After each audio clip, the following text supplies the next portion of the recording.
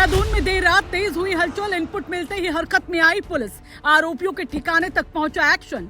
दबिश पड़ते ही शुरू हुआ टकराव। सामने से हमला, जवाब में सटीक कार्रवाई।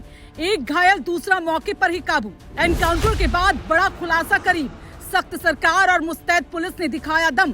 अपराध पर कसता शिकंजा। ब्रिगेडियर साहब को गोली लग गई थी सर गलती हो गई सर, मुझे माफ कर दो।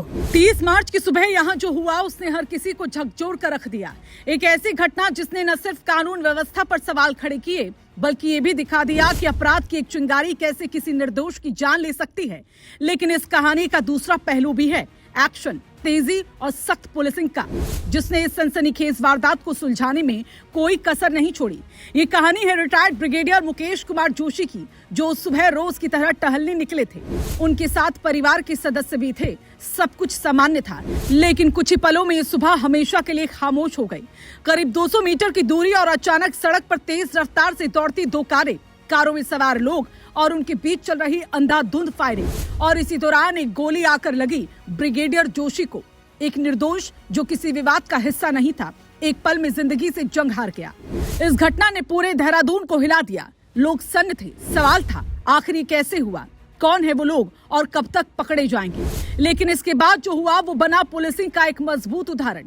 देहरादून पुलिस ने इस केस को सिर्फ एक केस नहीं माना बल्कि एक चुनौती के तौर पर लिया। वरिष्ठ पुलिस अधीक्षक के नेतृत्व में टीमों का गठन हुआ। हर एंगल से जांच शुरू हुई। सीसीटीवी फुटेज, लोकेशन ट्रैकिंग, मुखबिर तंत्र, हर संसाधन को झोंक दिया गया। और नतीजा, कुछ ही दिनों में पुलिस ने एक के बाद एक कार्रवाई करते हुए पहले 7 आरोपियों को दबोच लिया। लेकिन कहानी यहीं खत्म नहीं हुई।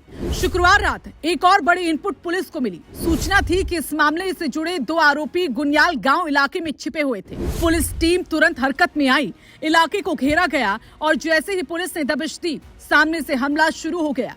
लेकिन इस बार पुलिस पूरी तैयारी में थी। जवाबी कार्रवाई हुई और इस मुठभेड़ में एक आरोपी घायल हो गया, जबकि दूसरा मौके पर ही पकड़ लिया गया। घायल आरोपी की पहचान मोहम्मद कविश के रूप में हुई है, जबकि दूसरा आरोपी शांतनु त्यागी पुलिस की गिरफ्त में आ गया। अब इस केस में कुल गिरफ्तार आरोपियों की जो संख्या है बढ़कर 9 हो चुकी है।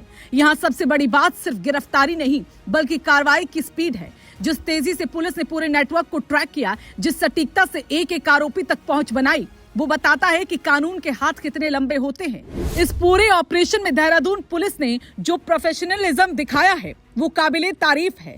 लगातार दबिश, बिना समय गवाए कार्रवाई और हर इनपुट पर तुरंत रिस्पांस। ये सिर्फ एक केस सुलझाना नहीं बल्कि भरोसा जीतना है। और इस पूरे घटनाक्रम में सरकार का रुख भी उतना ही सख्त नजर आया। मुख्यमंत्री स्तर से साफ संदेश गया, अपराध पर 0 टॉलरेंस।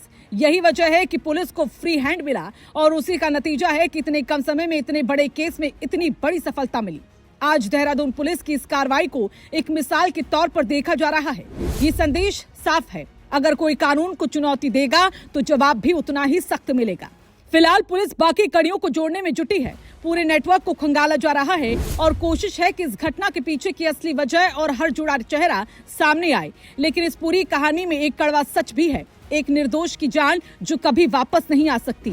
और यही कारण है कि ये केस सिर्फ एक क्राइम स्टोरी नहीं बल्कि एक चेतावनी भी है कि समाज में किसी भी तरह की रंजिश जब हथियार बन जाती है तो उसका सबसे बड़ा शिकार वो बनता है जिसका उस विवाद से कोई लेना देना ही नहीं होता।